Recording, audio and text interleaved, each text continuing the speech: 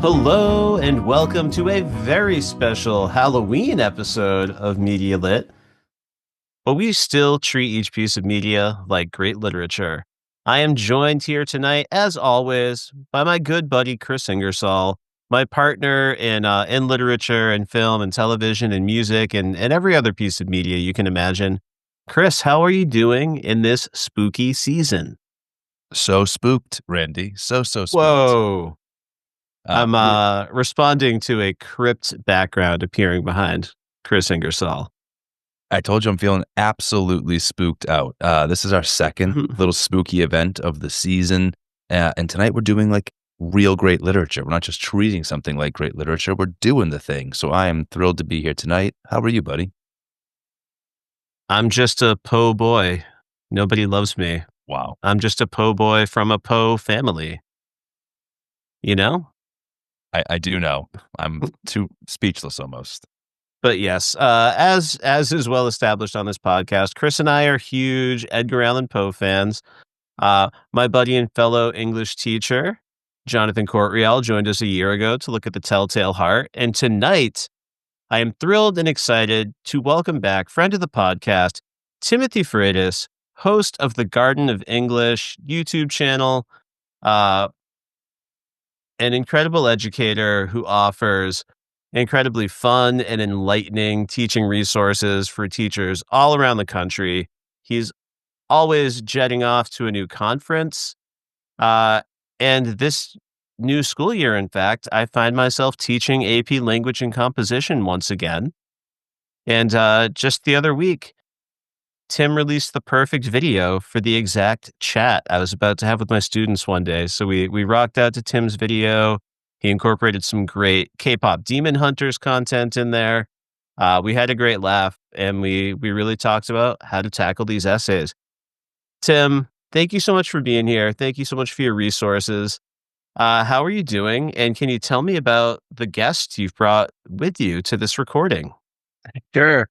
I'm well, Randy. I hope that you and Chris are both well. It sounds like you are. And I'm excited to be here again, especially to talk about Edgar Allan Poe, because I too am a Poe boy from a Poe family. And then, wrapping around my arm right now is my ball python named Gandalf, who actually shows Beautiful. up in my YouTube lives from last year when I did YouTube lives for AP Lit and AP Lang. Gandalf was with me there too. So he decided that he was going to hang out to kind of help make things a little bit more spooky for a little bit. Yeah, he arrives precisely when he means to. That's right. Yeah. Amazing. I'm thrilled that Gandalf is with us, dude. Yeah, I assume he also follows his nose to his next meal. Yeah, absolutely. Naturally. Naturally. Well, as we said, we're going to keep it spooky tonight. We're going to talk some Poe. But before we can get into the Poe of it all, we really need to set the spooky, right? So we're going to have a little bit of a Halloween mini game to kick things off here. Poe knew how to give his readers the creeps, and often he transports his readers into the very minds of violent or unstable narrators. Nowadays, we have so many forms of media at our fingertips to help us scratch that spooky itch, and so I just want to take a moment to get in that proper frame of mind. We're going to work through some of our favorite Halloween haunts. So round one, we're going to do a little dadcore stuff here. Nice. We're all dads, so let's talk about a piece of media that helps us get into the spirit of the season with our families. Timm, we'll go to you first. Is there a special TV special episode or movie that you guys watch each year? So, first of all, you need to know that I am actually the least likely person to talk to you about like horror films or anything like that, because I really don't like them. However, I do recognize the season. I do love Poe. And I will tell you that when I think about my family kind of like getting into this season, if this were Christmas time, I'd be like, oh, we're going to Home Alone it, right? Actually, around Halloween, it's the new Munsters movie that Rob Zombie directed. Oh, nice. So I don't know if either of you have seen that, but it is so fun. And I've got, my oldest son is 15 and my youngest twins are 9, and I have an 11-year-old and a 13-year-old in between. So we still have to make sure that if we're doing something spooky, it's going to be a bit innocuous anyway. And so because of that, it's going to be the new Munsters movie by Rob Zombie for sure. I love it. I'm thrilled. What a great pull. So that lands, you find that safe on the family meter. Right? Sometimes you hear Rob Zombie and you assume we're not watching that together. Yeah, no, honestly, this is nothing like his Halloween's or anything like that. I mean, the Munsters, it is completely clean. It's I mean, this is my Massachusetts coming out, but it's wicked fun. Yeah. And I don't mean wicked in terms of the season. I just mean that in terms of an, terms of an adverb. But yeah, I would encourage anybody to know that their 6-year-old kids or older could watch it and not get spooked at all. Oh, I'm thrilled. Thank you for the recommendation. That's a perfect rec because I have not watched the film yet, but I'm a huge fan of the original series. Shout out to the Nick at Night podcast. I'm also a huge fan of the original series. Lots of black and white viewing as a kid. But Randy, I'm looking right now at this film because I did miss it a few years ago in 2022. Our boy, Jorge Garcia, Hurley himself, is among the cast. And so I think we've got to All right. Yeah, that future pod. Now, I do have Locked and loaded. I do have to toss in one more thing because we're talking about Poe here, though, is that about a month ago, if you would have asked me this question, I would have said, if we're talking about my older kids, it's going to be Wednesday.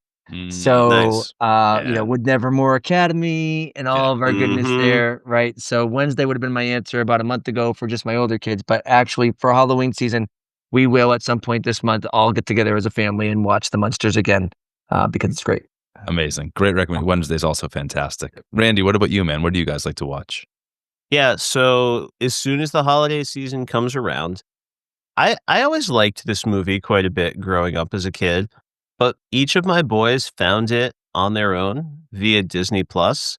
There's something I think about the aesthetic and look of this film that continues to draw people in of all ages, and that is The Nightmare Before Christmas. It's family friendly. It's a little bit twisted, a little bit weird, but for whatever reason, it's the right amount of weird for my two boys. So Nightmare Before Christmas is the film. Do either of you mess with that film around the holidays? I was actually thinking about mentioning that for today, but I realized that we actually watch Nightmare Before Christmas before Home Alone every single year. And I was like, wait a second. So it's not going to be our Halloween movie. That's actually one of our Christmas kind of segues. But every year we do our Home Alone, but before that, it's Nightmare Before Christmas. And I love it. Yes. They nail the transition. Chris, I've got to smuggle in one more really weird one. This is a podcast episode that I listen to every year with my oldest son. As you know, I'm a huge fan of the Judge John Hodgman podcast, in which John Hodgman and his co-host Jesse Thorne bring guests onto their show, and they help them work through silly disputes. But what I love about the show is that John can always kind of get down to the psychology underneath the silly dispute, and really say something great about respecting our partners and our loved ones and people like this. Ben does not typically listen to this with me, but there is an episode on August 17th, 2022, episode 580 of the Judge John Hodgman podcast. Death Cab or Sue Me is the name of the episode. And in this episode, two sisters in their 20s have had this ongoing fight about a giant cardboard box that is sitting in the hallway between their bedrooms at their parents' house.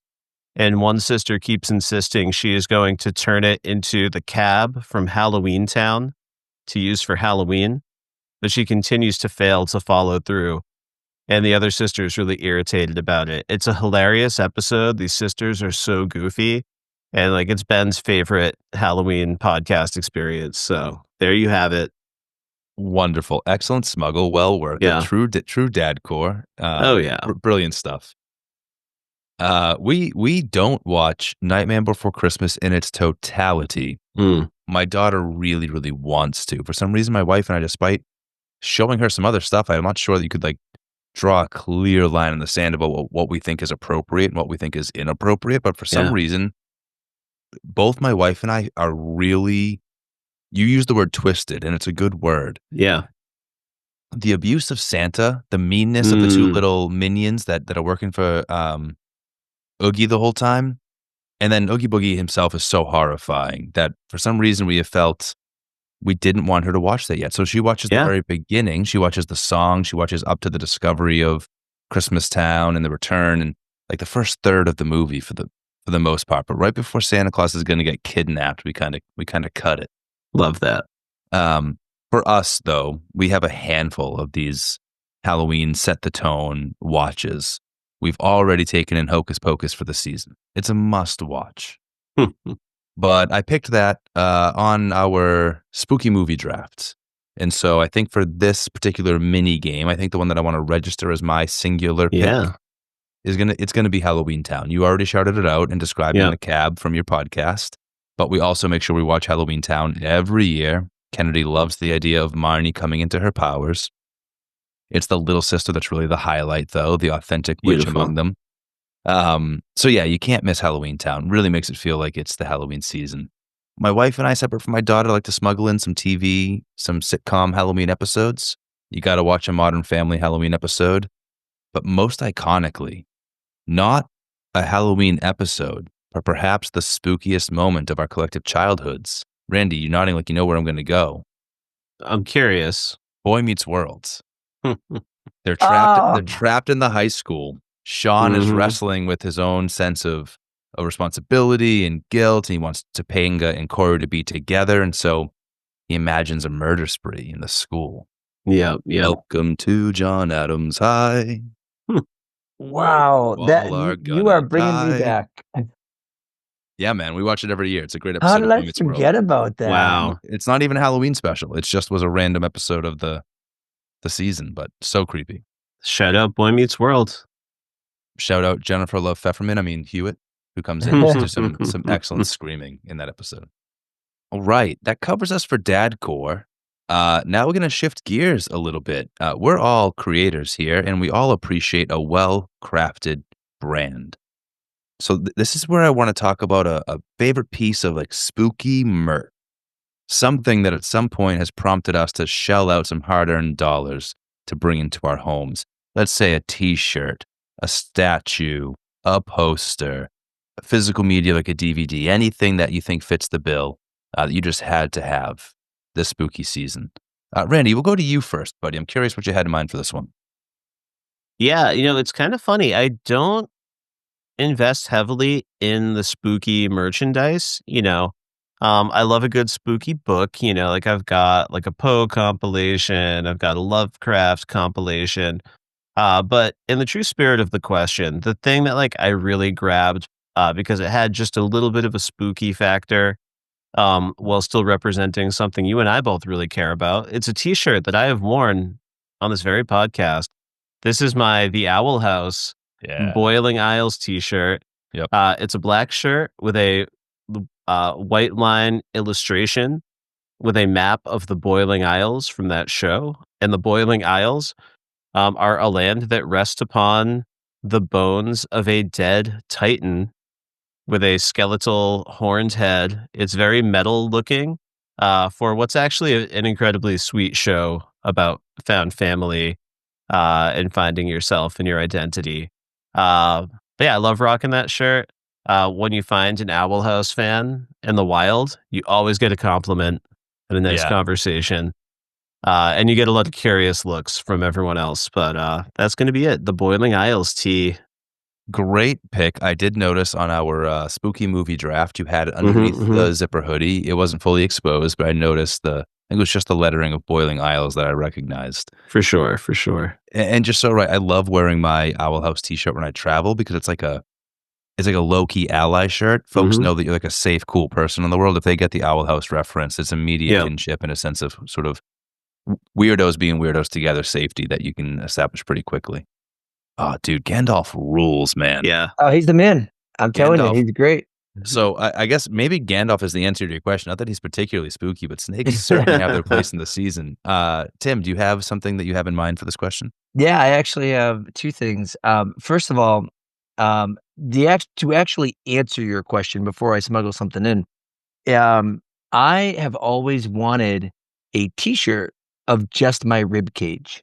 Oh, or like just a rib cage. And it just so happened that at Walmart, like 3 years ago, there was a rib cage t-shirt. It was after Halloween, and it was $5. And I was like, yes, finally, that is what I want. Now, Nice. apparently, marketing firms know this because I've been getting a ton of like advertisements for these pullover hoodies that are like knitted rib cages. They look ridiculously awesome, but I'm like, yeah, I don't have the money for that. I'm a teacher. But the thing that I'm gonna smuggle in here though, in relation to like kind of spooky merch is my company, the image always contains a skull, something that's a garden, and something that's a snake. So that's always our icon.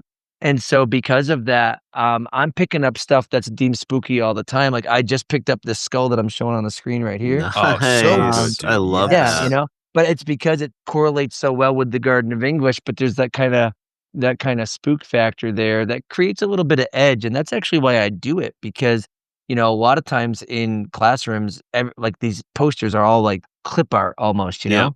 And so when we generate our posters, we always have to include the skull and the rose and the snake somewhere, because that's part of what we did for our branding image. So, I know it's a selfless plug, I guess, for lack of a better term, but because that's what we do, I find myself buying a lot of these kind of Yeah. spooky or skull things all the time. Perfect. Really perfect, man. That is fantastic. That is a cool skull with the rose in the mouth. Yeah. Love that. Yeah. You must have some shots somewhere of Gandalf, like, kind of coiled around a You know, skull. I should probably do that, but I have never once done that. Oh, And wow. so Okay. you're I right. can't I'm wait. gonna have to. I'm gonna Yeah. have to. Yeah, that's We'll get him a little modeling photo shoot. Yeah, Beautiful. He's ready for his close-up. Look at him. All right. As for me, Randy, I was going to keep it in the T-shirt realm too. So maybe I'll just feed that real quick, and then I have a secondary option since you went T-shirt. But you saw this featured during our spooky draft. I wore it last time we were chatting. My wife blessed me with a really dope old Goosebumps T-shirt. So the T-shirt itself is the cover of Welcome to Horrorland. You've got like that green kind of demon guy leering over the sign, Welcome to Horrorland. And just a great throwback T-shirt. It's giving you the nostalgia factor and the spooky factor, and I absolutely love it. You can only break it out so many times a year. That's how you know it's good.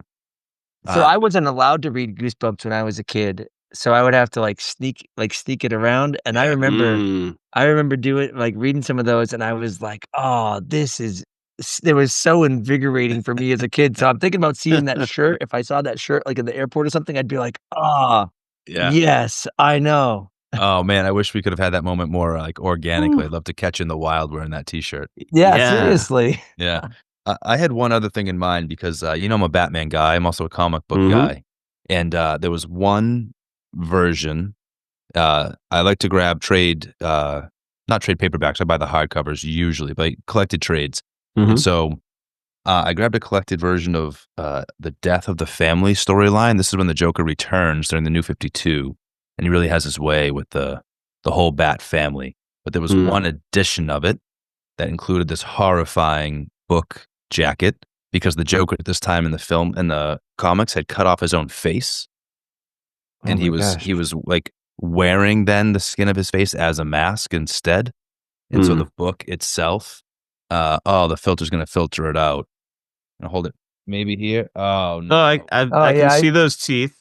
Yeah. Dude, I can see the eyeball. The book jacket peels right off. So underneath you have the skinned face of the Joker. If this jacket weren't on it, you'd just be looking at the raw Joker skull. Oh, that came through really clear. Yeah. How horrifying, right? What's really sweet is that on the backside, you've got Batman's face and the mask of the Joker goes both ways. So one side it's Joker wearing Joker's face. The other side it's Batman wearing Joker's face. And it's pretty horrifying. Ooh, how's that for some layers? So Man, I gotta tell you, Chris, now I'm thinking about my favorite Goosebumps that I read when I was younger. And I'm like, oh, I did this choose your own adventure one, and I remember my heart racing so much. Like, oh my word. Yeah, it had like a alligator or a crocodile on the front of it or something. And I was just, it blew my mind when I was in 4th grade reading that. Choose Your Own Adventure blew my mind too, man, no matter what format it came in. That's a wonderful way to encounter a story. Yeah. I had the Goosebumps amusement park one. I forget the official title, but I must have ripped through that Choose Your Own Adventure a million times. Yeah. So good. Well, obviously, Tim, we've got your next Media Lit appearance already in now. We'll do some Goosebumps. Well, I'll have to go buy one. I haven't read it since I was 9. Yeah, man. Yeah. Fantastic. All right, getting to round 3. Now we're going to wrap up this mini game. Podcasters everywhere are looking back on their favorite spooky season films. As we said, Randy and I have already done it once this season. So let's just give this question the media lit twist. We want to talk about your favorite movie that's not technically a horror movie, but it hits like a horror movie.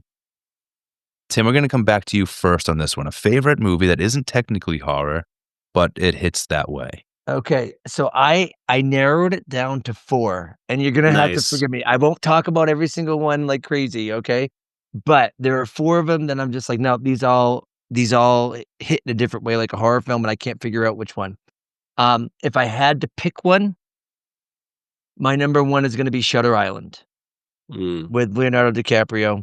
And the reason why is just because of the visuals that were tied to it. Like when you see these old, like decrepit ladies with these, covered black eyes and stuff like that. So Shutter Island was the first one that popped into my mind. But then I started thinking, and I'm like, oh man, Silence of the Lambs was very much like a horror movie to me, even though it's not a horror film. And then Zodiac was another one that I was watching, and I was petrified the whole time. Yeah. But this last one wasn't a horror movie at all, but it hit like one just because of how damaging it was to my psyche. Yeah.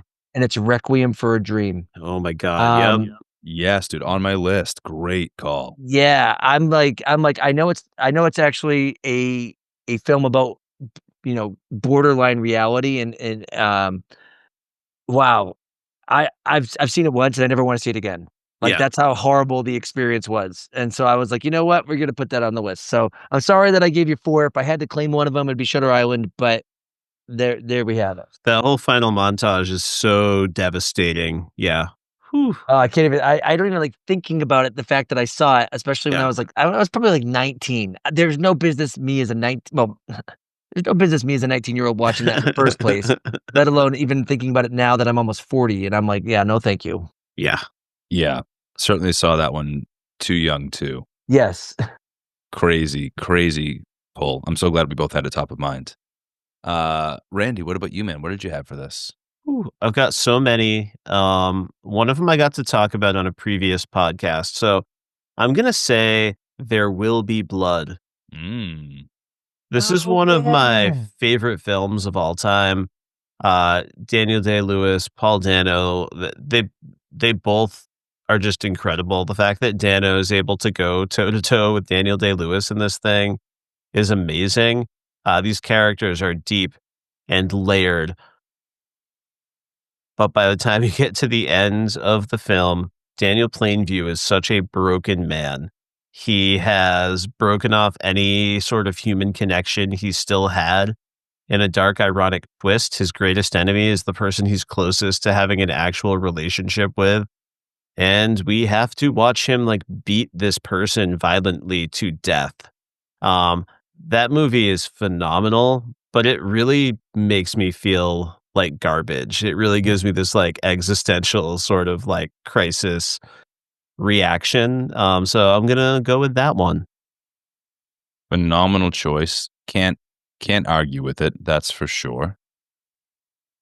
Great call. I've got 2 answers here. One is more adult and one is a lot younger.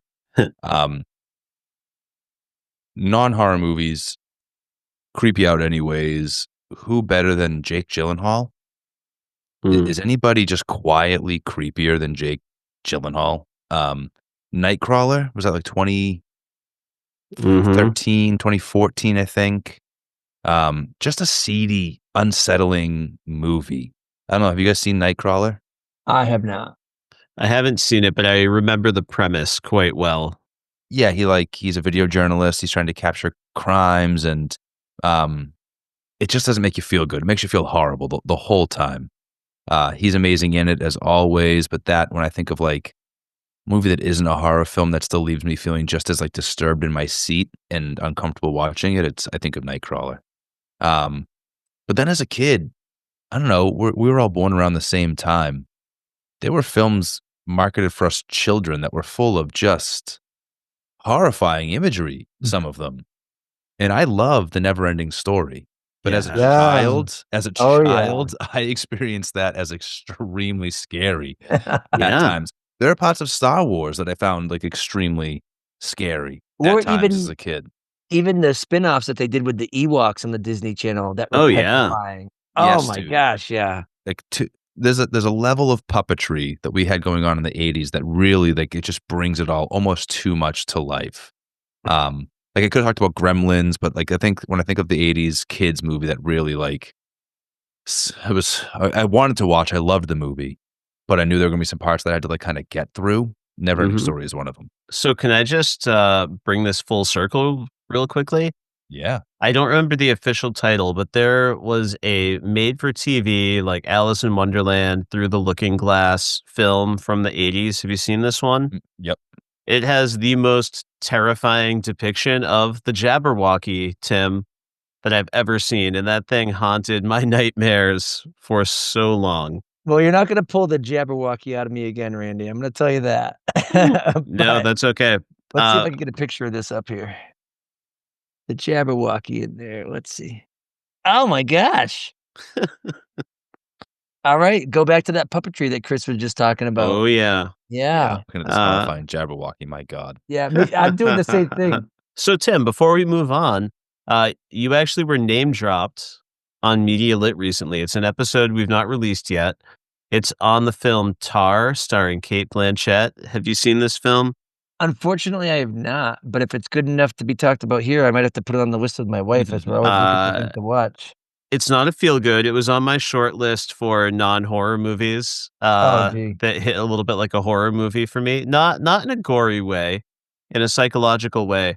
Yeah. But as you thematically see what's going on with your main character here, I was getting some Jabberwocky vibes. And then sure enough, at one point, Lydia Tarr's assistant I don't want to spoil the film for you, but her assistant has kind of like gone missing. She can't get her on the line when she needs something.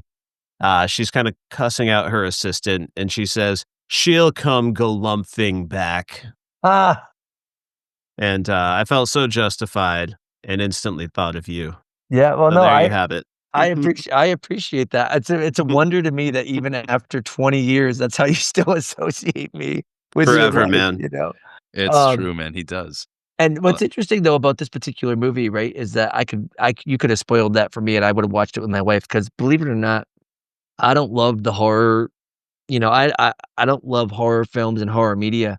My wife loves it. Nice. Loves it. So maybe you should have had her on here, but nonetheless, when I tell her that it's a psychological thriller that hits like a horror film, she's gonna be like, "Oh yeah, let's watch that." Beautiful. Beautiful Excellent. stuff. Well, I guess before we close out this mini game, anything else top of mind? Any smuggles? Anything else top of mind that hits like horror but isn't quite?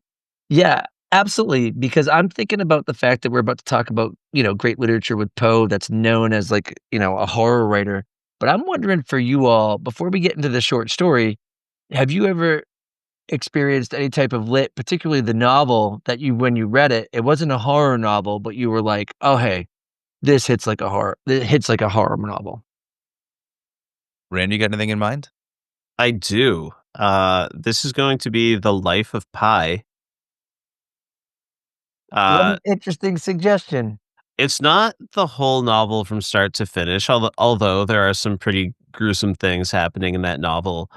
But I read this one section, and I don't know where I was at in my life emotionally, but it's been a minute since I read it. But the main character ends up on this island, but it's like basically like I was gonna call it parasitic, but that's not what I mean. This island like eats like like animal flesh. It like absorbs creatures, and like there was so much just darkness going on. It was like one of the few times I walked away feeling almost like physically ill from reading something. Like something about that particular passage of that novel just like it got down into my bones, and it really shook me. I don't love that. No. No, carnivorous islands. No, thank you. Thank you. Yeah, carnivorous. There you go. Yeah. For me, I guess I didn't think too much about this ahead of time. I think probably the first series that comes to mind is Harry Potter. Especially as those books mature. There are book 6, man. Dude, there are some moments, especially when Harry's on his journey of trials with Dumbledore. Yeah. There are some moments where Dumbledore's overcome that are truly very scary. And I remember reading them as a child and feeling like the ice in your veins, and those were always page-turning novels for me. Like I remember reading iconically the fourth book in 3 days. I just highlighted my childhood, just locked myself in a room, crushed that book. Me too. Yeah, Me too. Right when it came out, 3 days. Yes, exactly right. Oh, my man. But this was page-turning at times in book 6 for different reasons. I need to get through this. I need to know what's going to happen so I can relieve myself of this feeling that I have, this trepidatious terror. I actually stopped my kids reading after book 4 because of how scary 5, 6, and 7 became. And so now my oldest daughter, who's 11, is we're in book 6 now, and we're getting right to those really petrifying parts. And I'm like, I can't wait. I can't wait. So good. Yeah. Yeah. Wonderful. What about you, Tim? What prompted the question? So mine actually is a Bradbury classic that I think a lot of people associate with just sci-fi. But it fits perfectly because it's right around October, and it's Something Wicked This Way Comes. Oh yeah, very good. So that would be mine, where it's a sci-fi book, but I'm like, man, this is petrifying. And I love it. I love it so much. Yeah, this is not something I've read or seen, but there was an early 80s flick about this that I encountered when I was prepping for the other pod, and the imagery looks terrifying. Yeah. Tim, this is one of my favorite books of all time, and I have actually quoted it multiple times on this podcast, including our Poe episode a year ago. Even better. Heck yes. My favorite moment in the book, I've forgotten the main character kids' names because it's been a minute. There was Will Halloway and Jim Nightshade. Yeah, I believe is Will's dad the librarian? Yes. Yeah, Yep. so this is Will's dad, and he is describing why 3 a.m. is the most terrifying time to wake up. Yeah. And that's all I could think of when we read The Telltale Heart last year, and someone waking up in a state of existential horror and fear. So great shout, and a perfect transition because, folks, we said we'd be talking about Poe, but I'm not sure if we ever got around to saying that we're going to read The Cask of Amontillado tonight. Before I hit my quick synopsis, you should know at home, right at the top of our outline, I said, how do we want to pronounce Amontillado? Right, we've got this Spanish wine, we've got these noblemen living in Italy. My personal stance is I hate it when people get really gatekeepy about pronunciations of things. Amontillado would be a little bit closer to the Spanish pronunciation, but Amontillado would be a pretty acceptable, westernized version of it. So, guys, before I read my synopsis, did you have any thoughts on pronunciation tonight? Amontillado would be my preference. Yep. I would always do the Amontillado as well. Beautiful. The double LY sound. You bet. Amontillado. Love it. All right, folks. Here is a quick synopsis of Cask of Amontillado in case you've not read it recently. Here we go. Montresor, a petty elitist, is smoldering with resentment for a blowhard wine connoisseur named Fortunato over an unnamed insult. Deciding that revenge is a dish best served cold, Montresor lays out an elaborate trap to ensnare his fellow nobleman. But he's not content to just kill Fortunato. He wants to make him suffer. Using the chaos of the Carnival season as a cover, Montresor lures his prey to the catacombs by dangling the promise of a cask of fine Amontillado wine that can only be verified by Fortunato's highly advanced palate. This appeal to Fortunato's pride and vanity works like a charm. Ultimately, Montresor has no trouble chaining his victim to the wall of an alcove deep within the catacombs. He seals Fortunato away with stone and mortar and leaves him to die alone in darkness. Fortunato offers little protest beyond the sad jangling of the bells on his fool costume. And that, folks, is my synopsis. Would anyone like to yes and or add any additional insight? Nope, I think you nailed it, buddy. Tim, any thoughts? No, and the only reason why this can be cut out is I had to toss Gandalf in his bin with his rat, so we can hopefully. So sorry. Well, I promise you it was total genius, so Yeah. no worries. You just finished the summary of the story, right? Yeah. Yep. Yeah. All right. So please forgive me for that part. I had to just jump out super quick. Love No the use of worries, the man. word blowhard. I think that's fantastic. My only gripe, I guess, and we'll get into this as we talk a little bit, is that do we really have any evidence that Fortunato is a blowhard? I think that we can use that term purely from Montresor's perspective, but the reality, I think, is left up for debate. Oh, okay, cool. I'm excited for that debate. That'll be a good one. Thank you, as always, Randy, for a wonderful synopsis. I hope you feel sufficiently patted on the back. Sure do. For the podlings at home, if you are interested in my history with Poe, my deep connections to his works or to Randy's, I encourage you to go back and listen to our Poe episode from last year where we got into the Telltale Heart, and Randy and I each talked a little bit about our Poe connections. For tonight, for this personal connection section of Media Lit, we're going to focus on Tim and his relationship to the great Edgar Allan Poe. So, Tim, tell me, what is an early or important memory that you have connected to Poe or this particular story?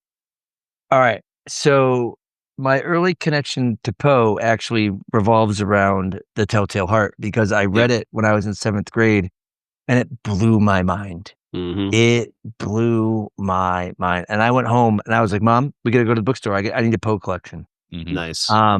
And my mom was thrilled because I wasn't an avid reader as a kid. And she was like, oh, if I can go to the bookstore, then let's go do it. But and when I was living in Massachusetts, there was this bookstore in Worcester called the Tatnick Bookseller. And although they have that store now, it's like in a strip mallish type of area.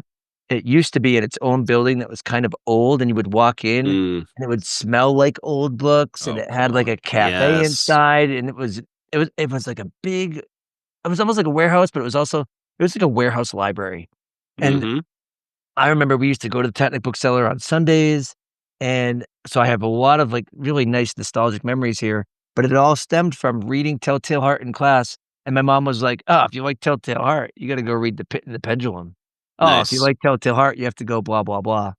And so read this Poe story and that Poe story, and so that became great. But now one other thing that I think about with Poe is I do use Telltale Heart in my classroom a lot, especially when I work with my freshmen.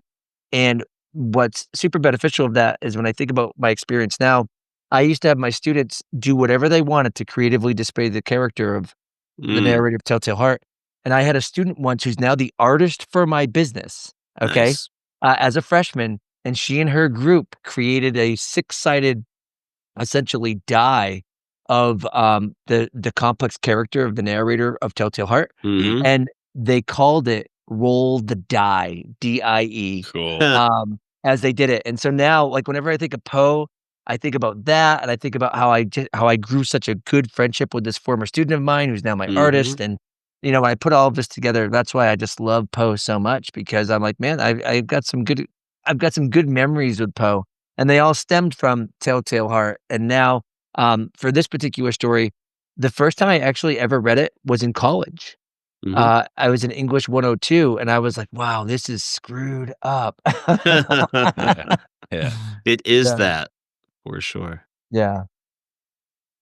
All right, so no, I think that's a perfect answer.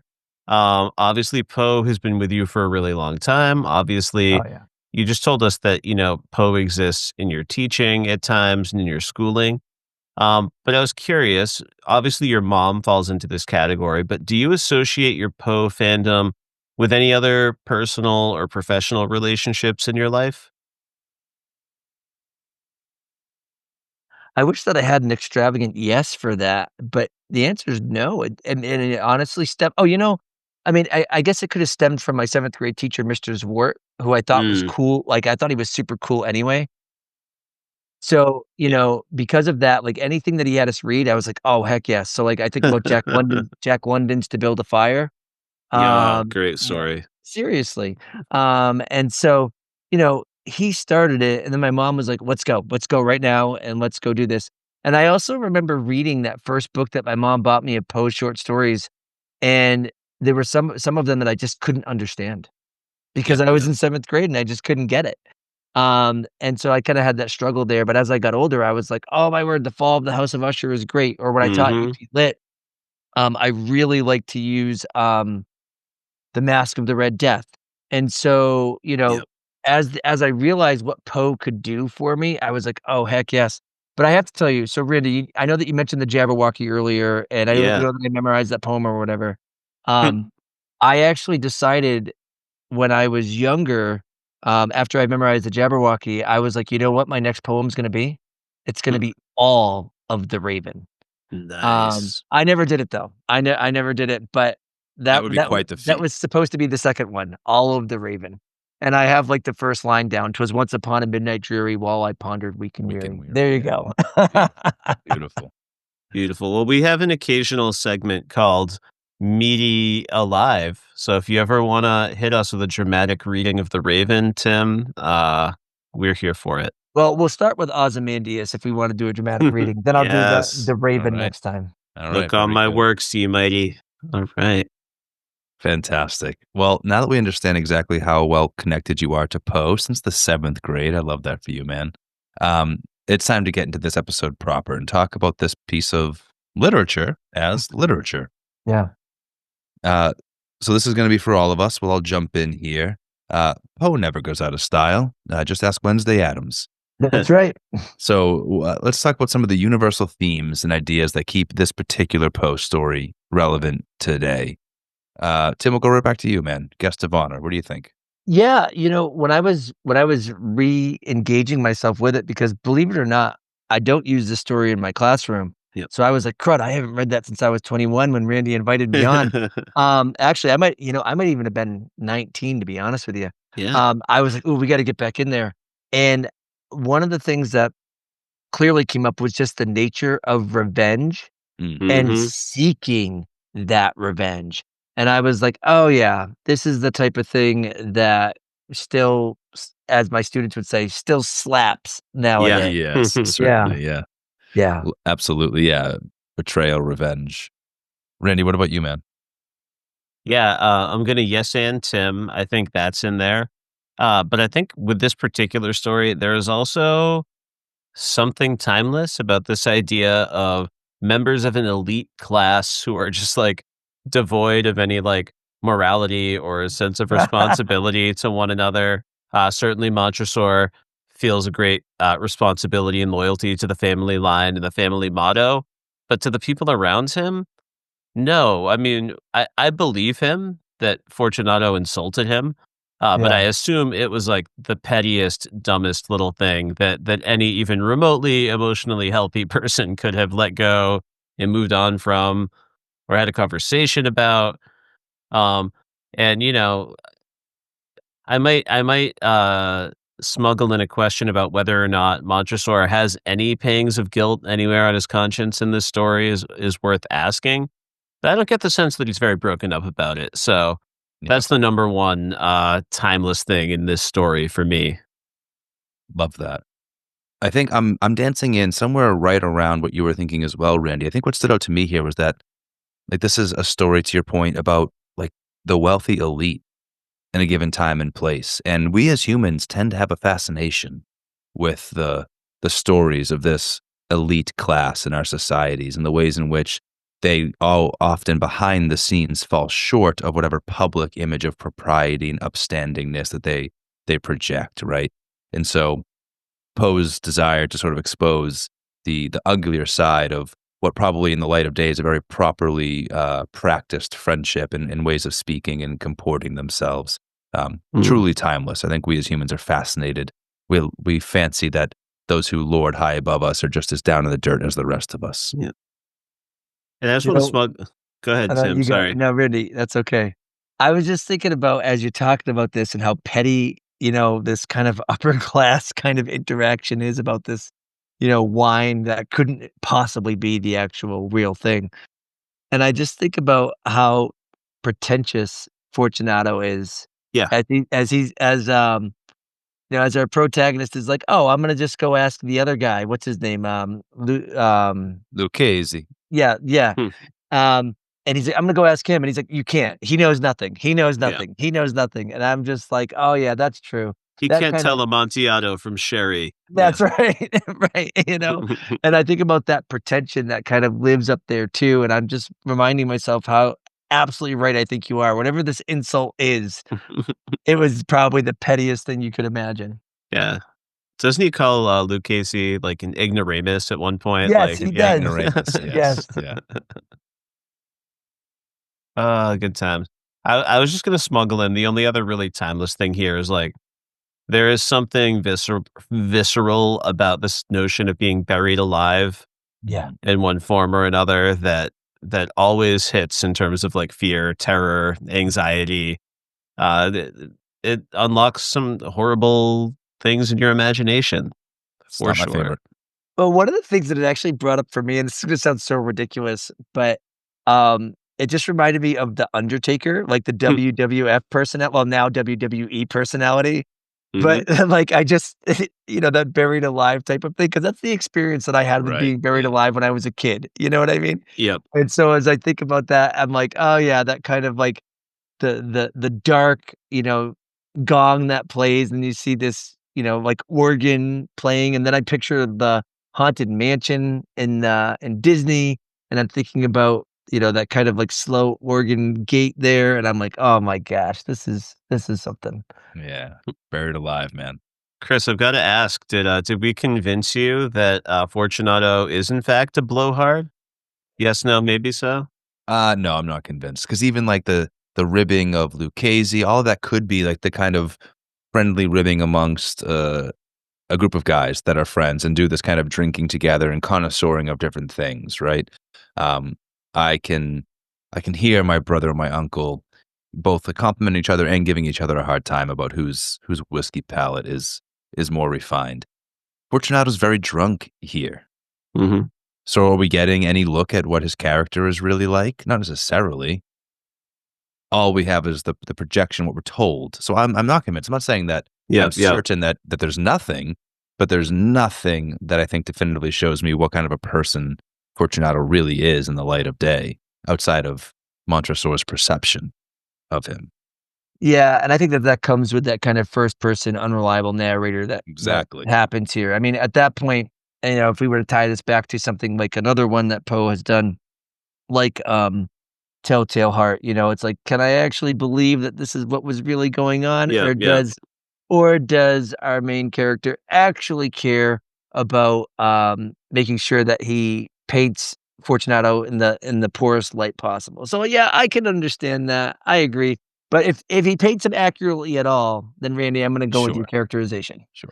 Yeah, I think the reason I personally am pretty convinced, I would not go so far as to say this is definitive. I wouldn't say that I am correct, but the reason I'm individually emotionally convinced, um, is just the fact that we know Montresor is like, if I'm gonna get this revenge, I've got to do it right.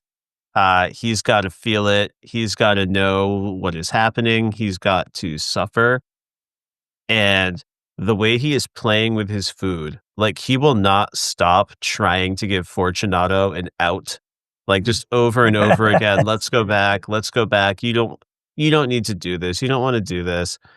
I just imagine him like smirking to himself under that mask every time he mentions Lucchese because he's like, this motherfucker is just going to every single time insist that he is better. Like I just know he's gonna do it, Yeah, and he's And that's what's easily gonna baited. So that's what's gonna dig him deeper. Yeah. you could argue that he's I don't want to bog the whole pod down in this debate. You could yeah, argue yeah. that he's easily baited, right, by his Oh ego, yeah, right? He's easily baited for into sure. proving.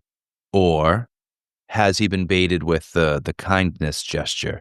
Oh, I didn't want to inconvenience you. I can see you're busy. You have someplace to go. I have somebody else I can ask. No, I insist. I will help you. Because is he possibly playing on that tendency to want to Lo- be the person who steps up? I love that. You're sick. Stay. Don't go. You're sick. You're caught. No, I'm good. I'm good. Yeah. I still want to help you. I'm dying. Chris, I'm so happy to have you as the angel on my shoulder. So thank you for that. I did not put this on the outline, but I did just want to informally sneak in. Do either of you think any part of Montresor's conscience is guilty about this? You know, he mentions feeling sick in his heart, and then he tries to just blame it on the conditions in the catacombs.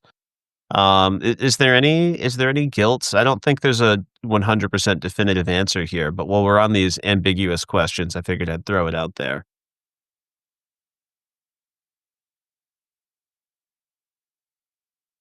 I'm gonna go back and reread the very last paragraph again, Mm, but when I was going through this, I didn't hear that at all. You know, when I read that line that said, like, "I hurried to force the last stone into position," I'm yep. picturing what he's built this whole time as, like, Yeah. the be all and end all of killing this person who laughed at his family name, and he's like, "And I hurried to put the last one in," not Yeah. so that you Yeah. couldn't hear him anymore.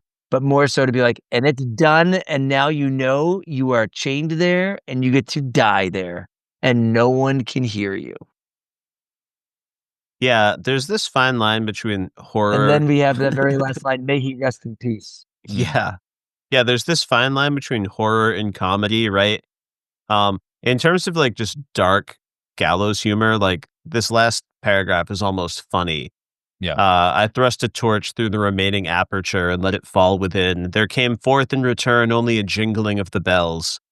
My great stuff. My heart grew sick on account of the dampness of the catacombs. Depending on your read of that line, that could be Mhm. so many things, right? Oh, It yeah. could be so much like no, I'm not crying. You're like my eyes are just damp, down to like he's just like twisting the knife, like telling this story to someone. Yeah, my heart grew sick on account of the catacombs. Like, screw this guy. I love that there's so many possibilities in that wording. Yeah. Yeah, I agree. I don't necessarily know that guilt itself is creeping in, but I think Yeah. that the fear that guilt could be lurking just around the corner is present in Montresor there in the end in this sequence that you're describing, right? Uh, he's taunting him. He's enjoying this taunt. He stops and listens to his cries. He enjoys the wrenching of the chains for a while. Like, he's really indulging in this vengeance. To your point, he's salivating over each little bit of it. Um, and then they have this back and forth where they pretend for just one last little bit that this is all just a little jest. And any second now he's going to let Fortunato out and they'll return to the palazzo. Um, he calls for Fortunato one last time. He doesn't get a reply. And Mm. he indicates that he's sort of desperate in that time. He calls out again to get Fortunato to answer, and he gets nothing. And this is where he has to thrust the torch in. He needs like one last, like, if he doesn't get a further reply, if he doesn't keep Mm-hmm. enjoying this taunt, he's going to start to feel something about this. So he thrusts the torch in. Mm. He's one last satisfying little jingle of the chains to know that he's still alive in there and still being tortured by this. Absolutely. The only Well, other I was gonna say, as an English teacher, to get even more, geeky about this, right? As please. I'm looking at this line that says, "My heart grew sick," and then I have my semicolon, and it says, "It must have Mm-hmm. been cold." I'm gonna look at that pronoun, and I'm gonna be like, "Oh, man, that is a vague pronoun Is his heart Mm-hmm. cold or is that the has" that's right. That has a vague antecedent. Is it his heart that's been cold? Yeah. You know what I mean? Because now, like, as I'm thinking about it, I'm like, yeah, of course his heart was thinking cold as ice. I mean, which is interesting because didn't we do Heart of Ice the last time I was on this we part did, yeah. podcast, right? Yes, sir. Mm-hmm. But yeah, that vague pronoun there, we could ask, we could really explore that. Is it cold down there in terms of him being cold, which we know it is because he kept on going deeper, but, uh, maybe that it does refer to his heart, and he's like, "Oh, my heart grew sick." Why? Because Yeah. he actually recognizes how inhuman he's being, but he's actually okay with it, and I think that might be the scariest thing. Yeah. Imagine Yeah. coming to terms with the fact that, like, you're okay with absolutely murdering another person, and you're like, "Yeah, Yeah. that's cool with me." Yeah. Yeah, Done that's is even done. scarier than the being buried alive. Because the only other question that comes up for me here, I swear I'm not going to linger on any other question this much, but it would seem 50 years have passed. Is he writing this down in a journal? Is he Mhm. is he an elderly man, like, bragging about this thing that he did, to someone else towards the end of his own life? There's so many different contexts you could imagine for this storytelling. Yeah. All right. Well, I suppose I should get us back on track with our actual outline. This is Media Lit, and we almost always ask what other literature or pieces of media were on your mind while reading this story. Chris, you haven't had a chance to go first yet, I don't think. So I'm going to turn this one right back to you. Oh, thanks, man. So Randy, I've recently been diving into a little-known television show. Hardly anybody watched when it was on the first time, but I've been binging Game of Thrones. Yep. It's my first watch through of the very well watched Game of Thrones. I've consumed 5.5, almost 6 whole seasons in just 3 short weeks. Yeah. And so this idea of wealthy named families and perceived slights and the absolute need to repay the simplest perceived slight so that family honor can keep on going. Game of Thrones was very top of mind for me. It was easy to believe that this is just an excerpt of an episode, some side story where someone's been betrayed by somebody, and under the guise of friendship and smiles and all the same fake stuff they serve each other all the time, they lure them into this moment of their doom with cold, callous intent. So, beautiful. Yeah, Game of Thrones was very, very top of mind. I couldn't help but also think, of course, of Unreliable Narrators and The Telltale Heart. We're reading Poe after all. I love in this that we even get the moment where the narrator assures us, the reader, that they did everything to just keep up friendly appearances, right? Just like our narrator. I totally nailed it. Yeah. Yeah, I nailed it. This guy had no idea. I smiled. The guy always smiled. So that was very top of mind as well. So now we actually know the truth. The narrator in Telltale Heart is actually the same person here. And what happened was he did this murder first, and then he went crazy because of it. And so he killed the old man. Now we know. Shipped himself off to the States. He was looking for some sort of a restart in his life. That's right. He's been boarding with the old man. Absolutely. Absolutely perfect. That's my headcanon from now on. And there's a little bit of Christianity sprinkled in here. I'm not sure if everybody reading today is going to catch the heel and the serpent striking, the crushing of the serpent and the striking of the heel. Straight up Genesis imagery there. So it's hard not to wrap your head around that too. It's funny that you mentioned that because, I'm thinking about videos that I have to create for the Garden of English. And when I was listening to this, I was like, oh, I have to do an entire video set on biblical illusions. So it's funny that you brought that up because that actually moved me to I actually wrote that down. It's right next to my computer right now. Biblical illusions videos, popular ones so that kids can recognize them and actually know what they mean. Fantastic. Yeah. Love that. And last thing, Shelob, Lord of the Rings, big old spider. Gollum kind of luring Sam and Frodo to what they think is the path of safety, but in fact, they're just going to go get potentially eaten by a giant spider. So you've got the niter on the walls of these catacombs that are described like webs covering the walls. So yeah, this guy Fortunato being kind of lured into something that isn't quite what it seems with the presence of this webs had me thinking of Lord of the Rings as well. Yeah, I absolutely love that shout out with the webs. Yeah, observe the white web work which gleams from these cavern walls. Yeah, perfect stuff. Tim, how about for you? What other literature or just other pieces of media were on your mind? I had 2, and one of them was Breaking Bad. Nice.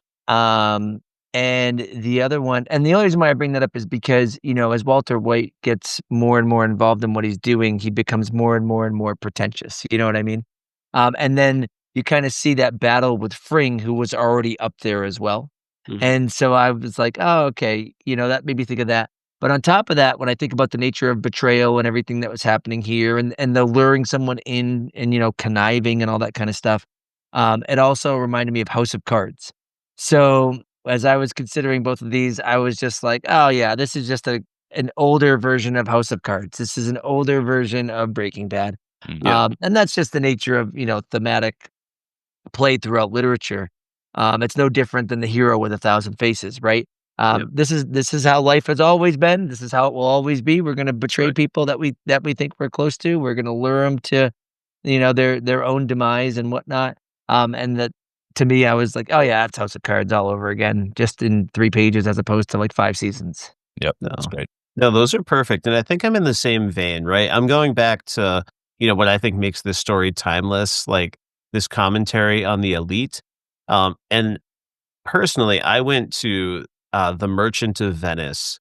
Like on the surface, like you do have this idea of like using Carnival as cover for like your shady goings on, the things you're trying to hide from other people. But it's more than that, right? Like there is infighting amongst the wealthiest class in Venice. And obviously, you have these questions of religion, you have this question of country of origin and immigration and all this stuff going on. And, Shylock is looking to take a pound of flesh. But when he loses in the trial at the end, the just absolute like cruelty with which he gets crushed feels almost out of proportion with what is happening, right? They catch Shylock on this technicality. Granted, don't love that he wants to rip flesh from a man's body that will likely kill him, right? Like that's the technicality. Where can you take this pound of flesh that's not going to kill him? Is more or less like the technicality that they catch him on. But like from there, all of the Christians in the room like just crush Shylock, right? Like the law says he's going to forfeit half of his money to Antonio, half of it back to the state. The Duke is trying to make this all go away, so he's like, it's up to him whether or not Shylock lives or dies. He's like, I'm not going to give you the death penalty, and it's all great. And then Antonio's like, well, what if half of his money has to go to his daughter who ran away with a Christian? That would be fine. And then the Duke is like, oh, I like that. And Antonio's like, oh, and he has to convert to Christianity and turn his back on his entire religion. And it just like, they just keep twisting the knife. The Duke like takes back the automatic pardon for his life. And just to see like this piling on when the power dynamics shift amongst the wealthy class. Yeah. Merchant of Venice for me. Great pull. Love that. Last smuggle real quick. Memento. We did a pod on Nolan, and I think revenge stories right now, that's still super top of mind for me. So cool. Let's get into some favorite moments here. Everybody pick one favorite moment or image or a quote from this short story. Tim, what do you got top of mind? So there's one part in the story where they're about to, have a drink together. But Fortunato says, and I drink to your long life. And that right there, I was just like, man, this guy really doesn't have a clue what's going on. Or, based on our narrator, of course. So he says, I drink to your long life as opposed to our own. But the change at the end of the story, when he says, Montresor, haha, this is a very good joke indeed. Many times we will laugh about it, haha, as we drink our wine together. And so, right there, when it came back, he's like, wow, he thinks they're in this together, even though he's about to be walled in. And he's hanging on to that idea of like, oh, this is a joke. And there's no indication that it's ever been a joke. And that part is where I'm like most devastated, for the lack of a better term. I'm like, oh, this is brutal. Here's a guy who's trying to maintain hope, while the other guy is like, I cannot wait to put this last stone in this rock. So nonetheless, that's the line for me where he says, I drink to your long life, and then comes back with we'll drink about this together at the very end. Love that. Great pull. Yeah, no, you're right. Like those last few paragraphs, like Montresor is just playing this dark game of copycat. Like he's just like mimicking back everything at Fortunato. Like there's no real conversation. It's just for the love of God. Yes. Interesting stuff. What do you got, Randy? So many to pick from, but I'm going to go with, this is Fortunato's already been chained to the wall. He's starting to sober up a bit.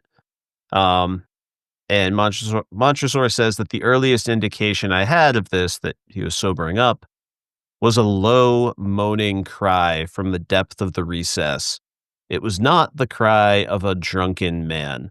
And that stood out to me both because it's this existential pain, but also it's so similar to that cry from the old man in the Telltale Heart. Yep. And you know that moan, that cry is something that Poe has heard, has felt, has imagined. It's powerful. We can all imagine it. I recently watched the movie Midsummer. Tim, don't ever watch this movie. Oh, all right, I will not. don't. But Florence Pugh is often capturing like these painful like cries and moans of desperation. So yeah, I'd rather read it than hear it. Yes, for sure. Yes. Tim, I'm going to just reiterate, don't watch that movie. Yeah, do not. I don't need to at all. Yeah. Okay, for me, I'm much earlier in the story. The whole story is great, but my favorite line is very early on. Mm-hmm.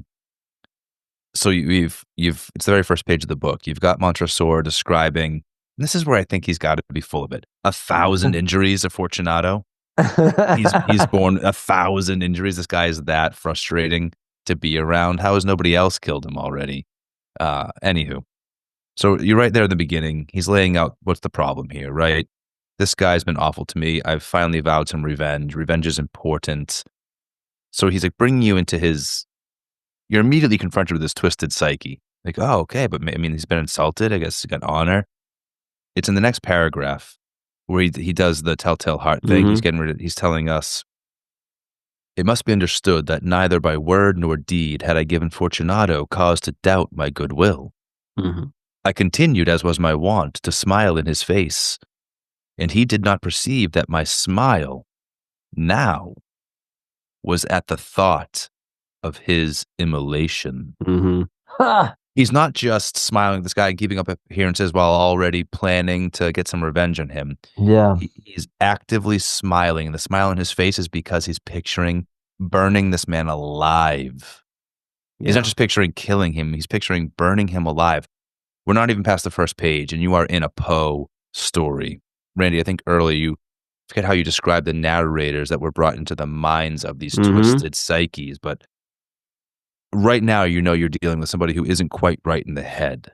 It's one thing to have been insulted and to imagine, like, getting the guy back who made you feel less than. It's a different thing to be grinning and you're able to keep up appearances because you're already so overjoyed by the simple thought of burning that person alive. Perfect. Yeah. Love the word immolation, I guess. Yeah. Well, you also gave me the perfect transition, Chris, because our next section here is I just want to do a little roundtable where we get a chance to shout out just some of the different like literary choices that Poe is using throughout this story.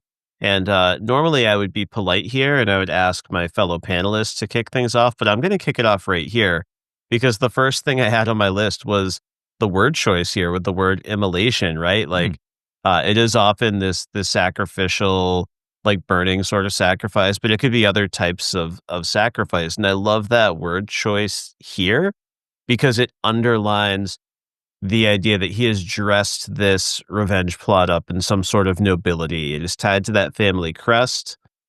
It's tied to the whole Game of Thrones of it all that you were talking about. And immolation is the perfect word in the perfect moment. So I'm going to shout out that piece of diction for my first example. And I'm going to turn to Timm Freitas, fellow English teacher, for your next favorite choice. So I've got two here. The first one is how Poe masks the offenses of Fortunato. I love that because I just want to know what the heck he did. What it makes me think of is Dr. Jekyll and Mr. Hyde. If you've ever read that book, you know that Hyde is this nefarious character. You get like two stories of his actual evil. That's it. Yeah. And so you know that there's a lot going on behind the scenes, but you don't know what. In this case, you don't get any. And I think that actually helps build the suspense, but I think now that we've talked about it a lot, it also helps build the idea of it probably was something ridiculously petty, as we Yeah. think about this kind of social structure. So that's the first one. The second one that I find the most intriguing is, they're essentially traversing into what would be deemed like catacombs, right? So as I think Yep. about this setting that's being developed the entire time, well, the nature of a catacomb is actually a place of like worship or Mhm. and serenity. And as I picture you guys discussing, he's basically going to sacrifice this guy. Or that well, that's the word that he chose to, it carries that connotation of sacrifice. This is a moment of borderline, like, holy judgment for this guy, and it Yeah. all comes to the 1,000 things that he did, and then at one point, what does it say? "I would give him revenge." Why? Because, he had laughed at my proud name. Yep. Okay, okay, and so those are the 2 things that I thought about the most for those choices, the development of the borderline irony of searching through the catacombs to have this kind of holy experience for himself when it's really something incredibly wicked, um, you know, and then, um, and then the first element that I mentioned there as well. Yeah. Tim, Perfect choice. love that. I'm gonna jump right in and piggyback off of that one. That's not where I was gonna go first, but now that you've started us down that rabbit hole, I was picking up in general like Poe's use of Christian imagery and these allusions to certain sacraments. To your Yeah. point, we're in this holy place and we stop along the way to have a bit of wine together Mhm. before the ultimate tasting of the Amontillado. There's the first tasting. They stop and they toast to those who are resting there and to long life. It's very sacramental. It's kind of giving you almost Last Supper type of vibes. Then you Mm. you ultimately end up with Fortunato chained to the wall. He's chained in a standing position. He's in a tomb. There's all kinds of sort of Christ imagery there, and you even get that utterance, the choice of language at the end. May he rest in peace is in the Latin, and it's right out of a Catholic funeral sacrament. Those are the last words Yeah. that will be shared. And so, to your point, it's a lot of this is in this sort of reverent, sort of holy, religious type of practice, but it's all for this very twisted bent. But Poe knows exactly what he's doing when he includes that imagery, especially to his audience at the time. None of these things, these images would have been lost, right? And think about even at the end when Mhm. Fortunato is screaming out, he's like, "Montresor, for the love of God." Yeah. And then the Mhm. response is, "Yes, for the Yes. love of God." Mhm. Right? And this is becoming some sort of holy rite for him. Mhm. Yeah, no, I think those are all really perfect, right? Because another one for me is just all of these double meanings Mhm. of things throughout the entire piece with, like, maybe my favorite one is just, Fortunato, uh, does his little Mason gesture, and, he's saying he belongs to the Masons, this brotherhood, this sort of elite sort of collection of people. Montresor tries to pretend he's a Mason and literally, like, pulls the trowel out that he's going to use to bury Fortunato alive. But Fortunato kinda laughs it off. He's like, "Yeah, like, you're not a Mason, right?" And you can almost just see him, like, bubbling under the surface, right? Um, Fortunato just says, "You jest." Right? And even there's another layer there because Fortunato is the one dressed as a fool. He's saying that Yeah. Montresor jests. So this is just all constantly doubling back on itself. Any other favorite choices you wanted to shout out, Sam? Not that I thought about before this very moment. Um, but, I also have to think about the nature of the irony that's included here by having our person who's killed be Fortunato, Mhm. Yeah. right? He's And he's not. he's remarkably unfortunate Yeah. here. Yeah. Um, and so, in relation to that, I could appreciate that, but that's one of those things that I would bring up in my classroom as a very kind of geeky moment where it's like, "Did y'all catch that? No? Well, you should have," and then I would move on. It would be quick. And that's why I didn't say it like I did with the other elements that I brought up before. No, it's a great call out. It's like actually one of my favorite Mhm. things that's happening when I talk about things that are lost on us today. Like when you read through biblical stories, very Yeah. often the names are descriptions of the characters, and we don't get that now because they're just transliterated. But these, like I just was listening to a story today, but like the man's name was like wicked deceitful man, and then of course in the story he'll end up being a wicked and deceitful man, or the opposite of that, right? So I love that kind of literary irony there in the naming of a character. And actually, as we're talking about this right now, I have the text up right here, and I'm just revisiting parts of it for those ironic moments. And when Fortunato first actually sees Montresor, he's like, "Hey, good evening, my friend." Yeah. And then the response is, "My dear Fortunato, I am indeed glad that I have met you. I was just thinking of you." Right? And it's funny for us because, dramatic irony always creates suspense and conflict. That's the point of it. That's why authors include it. It creates a greater amount of suspense when we know more than the character in the story, right? So we're looking at this and we know exactly what's going on because it's already told to us, right? And sure enough, Fortunato thinks this guy's his friend, and that ties right into that betrayal and that revenge. And then he's like, "I was just thinking of you." And that ties to what you had said, Chris, when he was like, yeah, he was smiling though because he was thinking about his death. Yeah. Oh, yeah. Yeah, fantastic. Yeah, and like those allusions, that irony continues, right? The premeditation of all this, we're learning from Montresor that he sort of manipulated his servants into leaving for the night by telling them to stay. We continue to get the unfolding nature of this. It's so clear what's going to happen to Fortunato. The only other thing that I wanted to call out, I guess, not the only other thing, but I love Poe's use of repetition to build suspense and to create. If they said Amontillado one more time, like I was going to burst. The more they repeat this word, it becomes almost like a haunt throughout the story. The Amontillado, and right into the very end where he's deceiving himself, like, this isn't what I think it is, right? We're going to go have that drink now. That word became haunting throughout the story the more they repeated it to one another.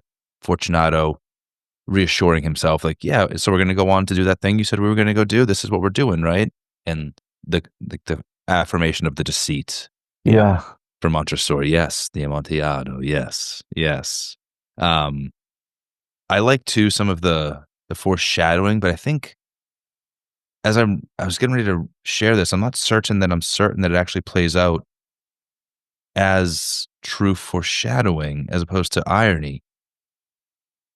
In the first paragraph, Montresor explains to us that he's talking about vengeance, and a wrong is unredressed when retribution overtakes its redresser. It is equally unredressed when the avenger fails to make himself felt as such to him who has done the wrong.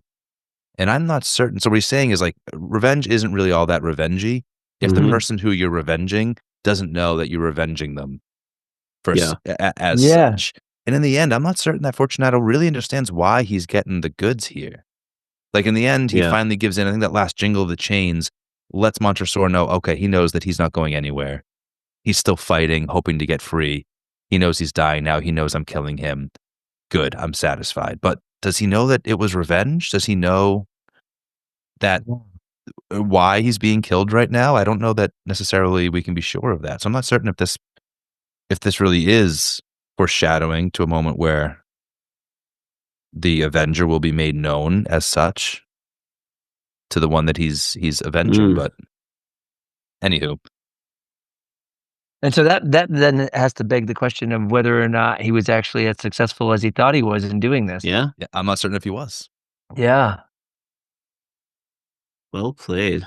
We'll chew on that one a little bit further. All right, but we got to move on. Randy, you cooked up a fun one for us here, so I'm actually going to throw this question back to you first. If you were going to adapt this story for film or television, who would you cast in the roles of Montresor and Fortunato? Yeah. You can stay true to the original text here. You can imagine a more creative film, whatever you want the story to be. And if you need to, feel free to throw in a Lucchese if you wish to expand your story a little bit. You going to go with a duo here or a...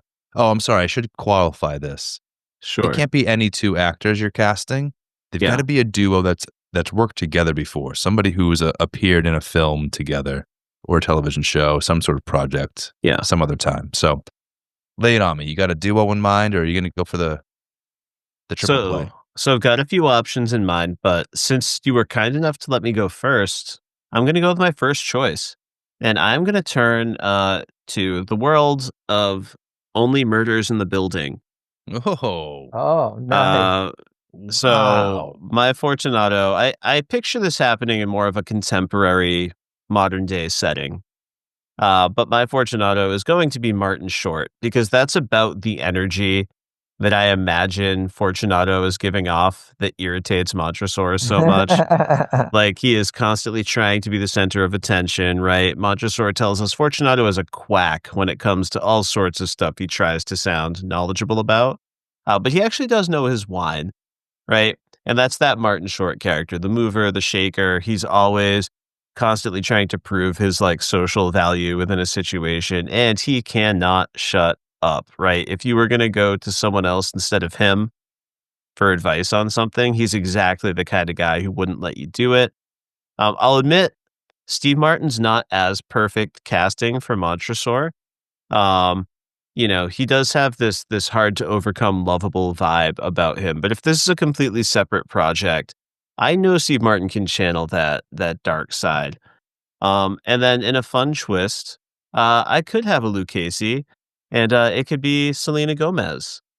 I love the idea that she's like like sort of like a cool up and comer, pushing the Martin Short type character out, and he's got to like maintain his hold on the industry. He's got to be the go-to guy. He's having a hard time getting replaced. So, that plays with the ages and the vibes of the story, but that's a great example of what I was picturing when I thought of this question. I love that you're going to layer in some humor here. You're going to give us this dark humor. Yeah. Really brilliantly conceived, man. I'm so glad that you went first. That's excellent. Thank you. Thank you. Tim, who did you have in mind here? Do you have a duo for our two lead characters? I actually have 3 for all the Yeah. characters, okay? And it's funny that Randy brought up a comedy kinda trio because I did too, actually. Nice. So for my Montresor, I would pick Vince Vaughn. And Okay. Okay. the re Yeah. the reason why is because although he, is typically like the comedian, right? He can play some very Yeah. serious roles. Now, I did not like him in the updated version of Psycho, but he didn't have to be he wasn't funny in that. Yeah. And, he can come off as really kinda stone-faced. But the reason why I picked Vince Vaughn for Montresor is because I wanted Owen Wilson for Yeah. Fortunato. Yeah, Yep. man. That's Yep. like, I'm picturing him coming in as a gesture. I pictured him coming in as, you know, just being obnoxious, and full of himself. And Mhm. honestly, like, I pictured like an Italian version of Lightning McQueen. I'm not gonna lie. Amazing. So, I was like, oh my word, I could picture Owen Wilson filling that. But I Yes. also wanted the Lucchese to be Ben Stiller because, like, he just writes him off. That guy knows nothing. That guy knows Mhm. nothing. Um, and so, I was like, "Oh, these are my 3, no doubt about it," because one of them can actually be super serious, when he wants to be. Yeah. And then I need the other ones to kinda be like, a little bit more loose like that. So, yeah, those are my 3. Amazing. So good. And the Ben Stiller is just awakening my love for Zoolander. You should Oh, listen to your yeah. friend Billy Zane. He's a smart guy. Just walk away, man. Love that. I love Zoolander so much, it's stupid. But now, now that we're bringing this up, I'm like, "Man, maybe I don't put Owen Wilson in there. Maybe instead for Fortunato, I put Will Ferrell in there." Hmm. Ah, man. And I can imagine Vince Vaughn making the turn, right? Like he can do the buddy buddy. I've lured Yeah. you into the trap so Yeah. well, and Yep. then twist the knife. I like Fortunato for Owen Wilson because Yeah. he had a little rivalry with Zoolander before they teamed up, so it works Yeah. well that you have Ben Stiller in that Lucchese role with Owen Wilson as your Fortunato. Yeah, Yeah. man, that's great. I love that you guys both went comedic with this. That is really fantastic. I didn't do a trio. I don't mean to stop our triple plays short of a hat trick, but I am going to go with the duo here. Um, I went much more serious with this, but I still picked a Mhm. duo that I thought had the sillier and the more serious. Mhm. But my intention is to subvert that. So I'm casting Oscar Isaac and Mm. Benicio del Toro in our lead roles here.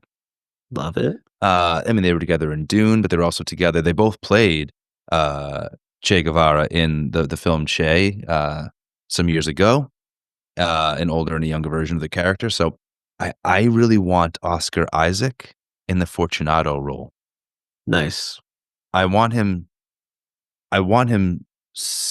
gregarious and drunk, but sort of a little self-serious to help balance out this idea that Montresor has about Fortunato and his pretension and his tendency to insult others knowingly or unknowingly.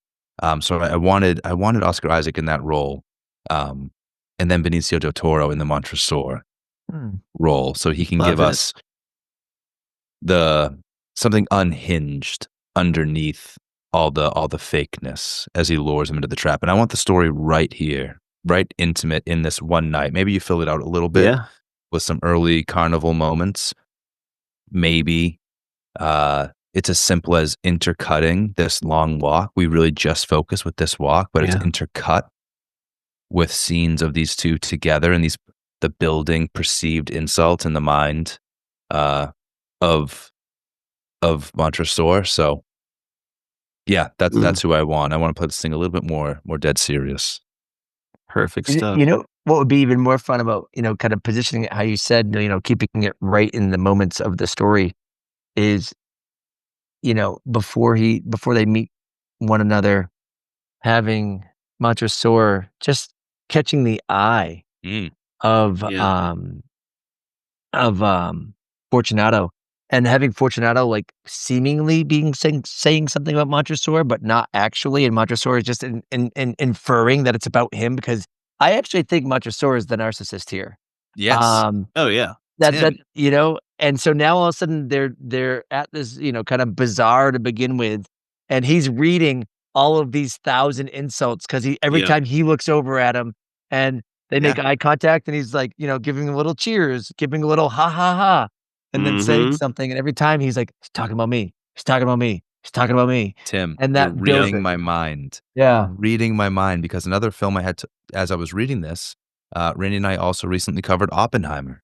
You've got Robert Downey Jr.'s character, his whole motivation for destroying Oppenheimer is this perceived insult, this conversation with Albert Einstein upon which the whole film kind of pivots. Yeah. And so, without aping that film, you really could do it almost just like that. You create the illusion of this insult, and then it would be wonderful in the end to bring the audience into that moment and reveal exactly what was or wasn't said and subvert the expectations of Montresor. So, Tim, that's you a read great my mind plan. with that, dude. Great plan, guys. Love that. So when are they going to cast us to direct this thing? That's what I want to know, right? Come on. I'm ready and waiting. Listen, before we move on to the next section, I just want to shout out, Chris, our Lost and Lit listeners out there.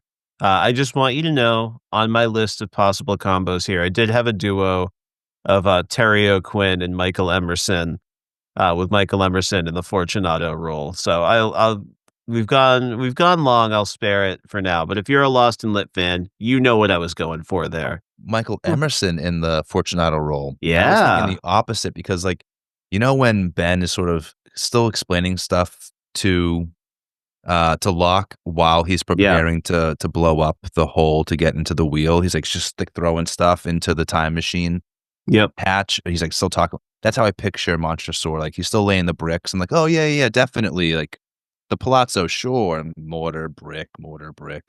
I think that's why I loved it, because the power dynamic does shift there at a certain point in the series.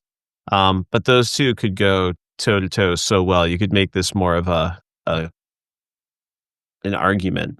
But listen, before we move on to the extra credit section, we've had a chance to dig into this pretty thoroughly.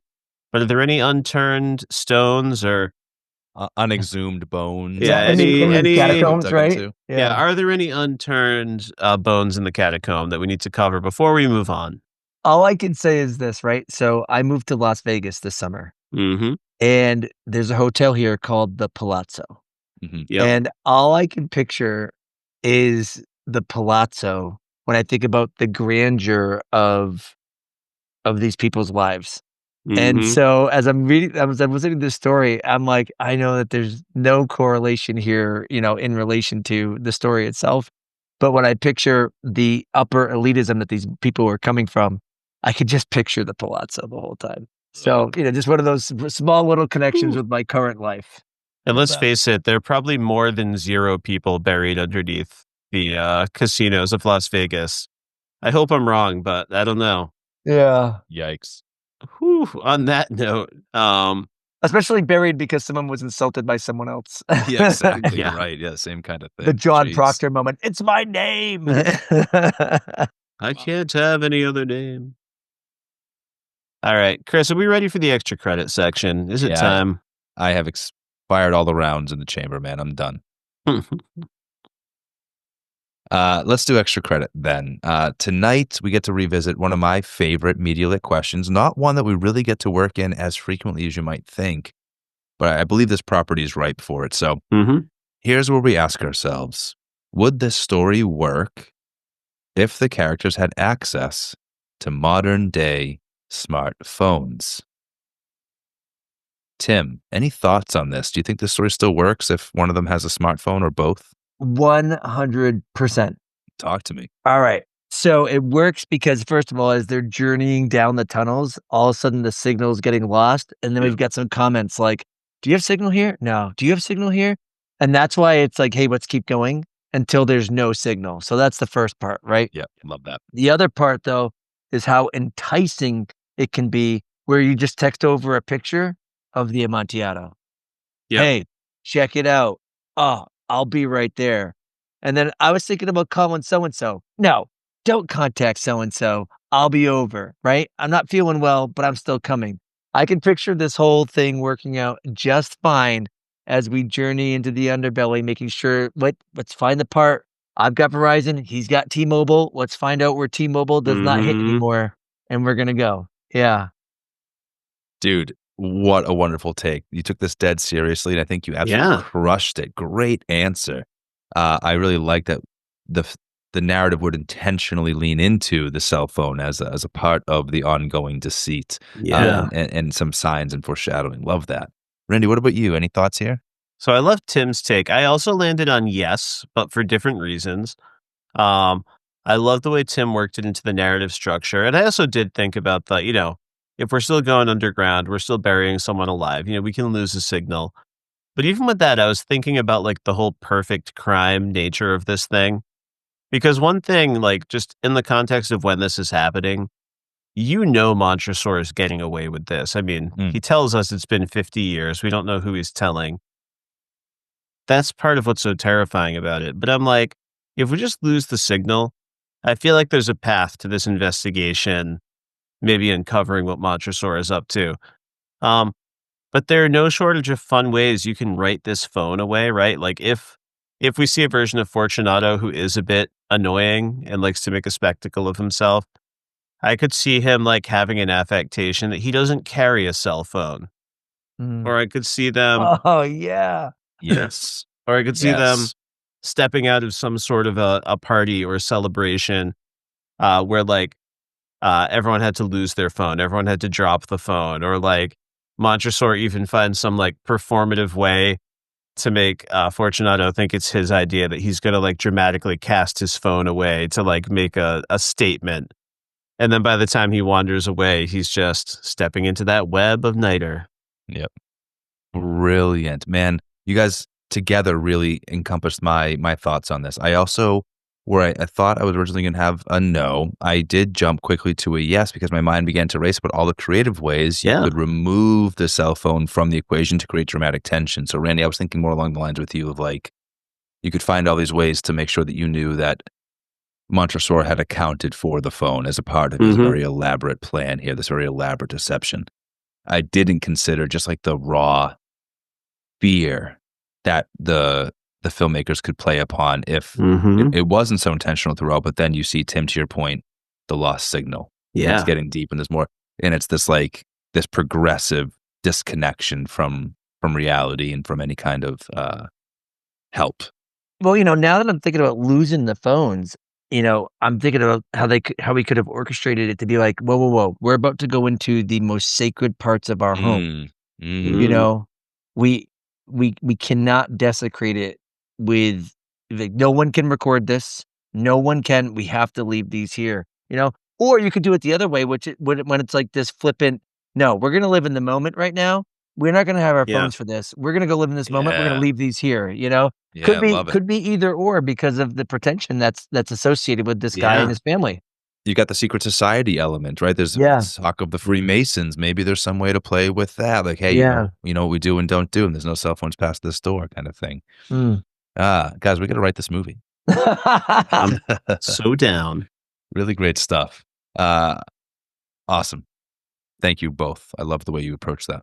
All right. Now, when I was prepping this outline, some of our usual extra credit questions just didn't quite work for this story. So I came up with something new. And I was thinking about the fact that I don't happen to have any ink, but I know my buddy Chris Ingersoll is inked up. I know my buddy Timm Freitas is inked up. Oh, yeah. So I came up with a very dad joke titled segment called Imagine Tat. And if you haven't figured out what that is yet, imagine you were going to get inked with a tattoo inspired by this story. What would it be and why? And I think you guys know enough about this that you don't need any more explanation from me. So, Tim, I'm going to give you the first crack at this one. What do you have for me?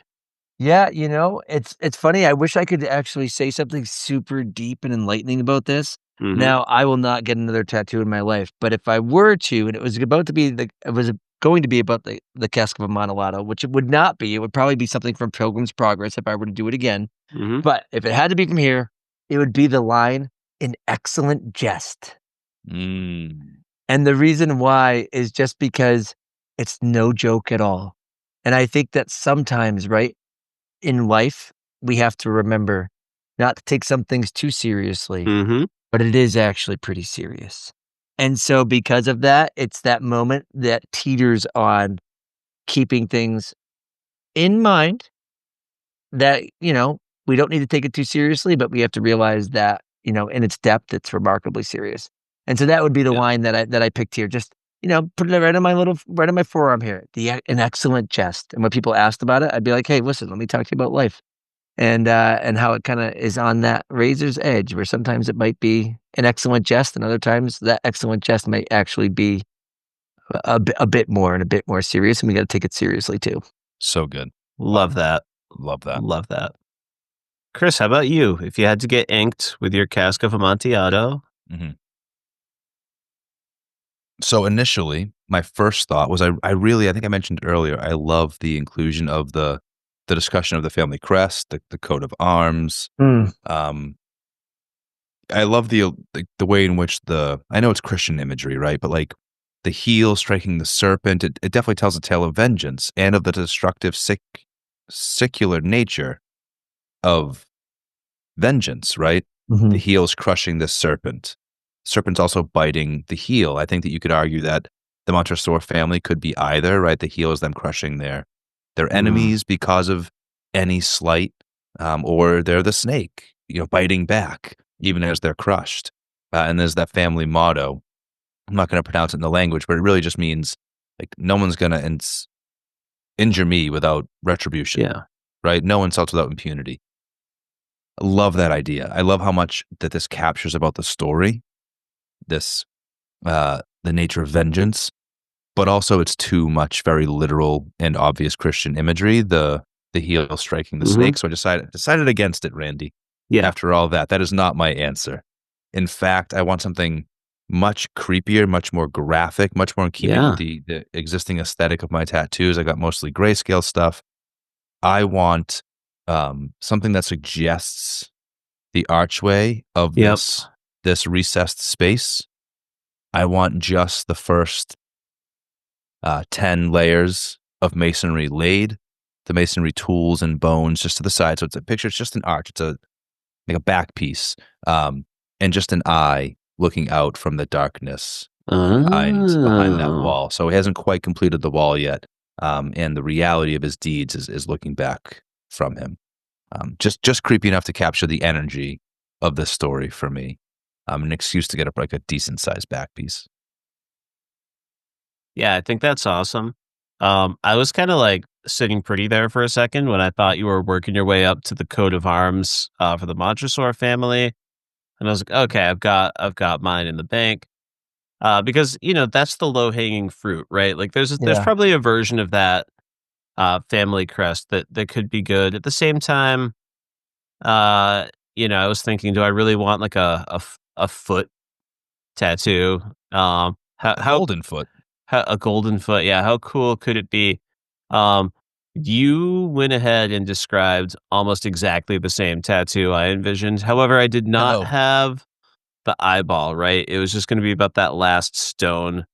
Uh, Unturned.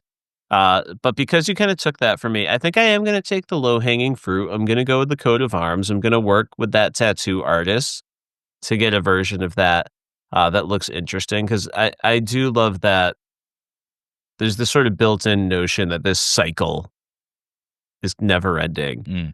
mm, Um, and I think what that means to me is something about the fact that we owe each other some humanity. That's my takeaway from that imagery. So yeah, I'm gonna get that stylized. I'm gonna find one where I feel like the foot doesn't look too weird in the image. We'll probably play up the serpent, and yeah, that's what I'm gonna go with. great choice. Love that. A Poe choice for a tattoo. That's excellent. So sorry for interrupting your program there, but I was like, "Oh, I think that's it." Anyways, that was a good one, man. But no, thank you for that, Tim. I would not call that an interruption. In fact, it's a great example of why we love chatting with you. And I'm so happy that you joined us for this Halloween spectacular. Uh, your insights into literature, your great stories, your incredible pet snake all heightened this experience for us. So, Tim, thank you so much. I talked a little bit about how much I love the Garden of English. You talked about it a little bit over the course of the show. But before we head out, where can folks find the Garden of English? And is there anywhere else you'd like folks to find you or your resources? Well, the easiest place to find the Garden of English is actually on YouTube. A lot of times people are like, "Oh, find me here, here, and here," but YouTube is the easiest because that's where we Yeah. produce most of our resources. We do have Instagram, thegardenofenglish.com. A lot of our resources are for teachers. However, I'm going to announce here, even though this might be an early promise, but we've got this cool thing called Lang Support, which really helps a lot of AP Lang teachers. Randy, if I haven't given you free access to that yet, let me know and I'll give you access to that. Thanks. But there's a ton in there. I thought I provided you with access, but maybe I didn't. But we're going to create lit support as well. And sorry, we already have lit support for teachers, but we're going to make it lit support for students. And what that's going to do is that's going to bring them through the Nice. entire course and exam description for AP Lit, provide them with videos and practice. And then I already have videos about how to write every AP Lit essay on YouTube. So if the kids want to do review, it'll be, cheaper than anything they could possibly ever imagine. And Nice. it'll be good. So anyway, yeah, gardenofenglish.com, YouTube, Instagram, and I'm pretty active on Facebook, but no students active on Facebook. That's for us old people, that don't Yeah. even understand what 6'7" means or whatever. Someone sent me a TikTok for teachers, so I feel like an expert now. Nice. There you go. Yeah, Tim, man, thank you so much. It was so good to have you. And thank you to the podlings at home for listening in to yet another edition of Media Lit on Poe. We wish you all a very happy spooky season.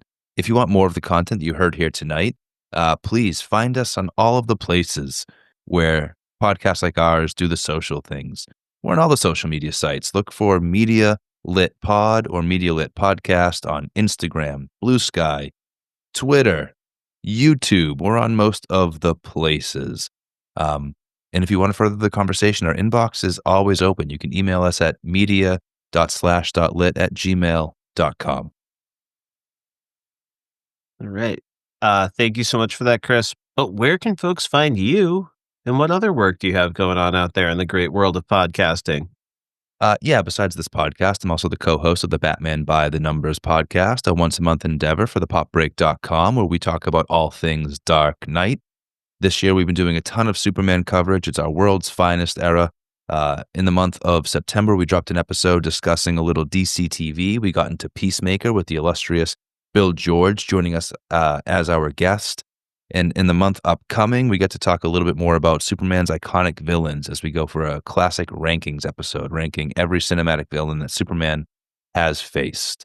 So tune into Batman by the Numbers, a once-a-month pod on the popbreak.com. Aside from that, I'm also an actor and a voice actor. I'm a father and a husband. You find me doing those things on Instagram or Blue Sky at Chris_Ingersoll. And that's Chris spelled like Kringle. Beautiful. And I am your host, Randy Elaine. As you know, I want you to find Media Lit on all the socials, YouTube, Spotify, Instagram. Where you find Media Lit, you will find me. But you can also find me on the popbreak.com. I recently wrote a review of the pilot episode of Knights of Guinevere, which is the new show from Dana Terrace of the Owl House, who we were shouting out earlier tonight. Much darker tone than her Disney stuff. In fact, the whole show is a little bit of a little bit of a shot across the bow at the Disney cruise ship of it all, if you will. So I had a lot of fun with that. And it's October, which means Pod of Doom, the Black Sabbath appreciation podcast that I do with Justin and Chris Mancini, is coming to an end. The final bell is tolling, but we will be back with another music podcast. And this time, Chris Ingersoll is along for the ride. We are going to dip into the full discography of my favorite musician of all time, Beck Hansen. The podcast's working title is Podlay or Podlay. I've heard it both ways. And we cannot wait to have you join us on that journey. Thanks for being here for another Halloween special, and we'll see you next time. Amontillado.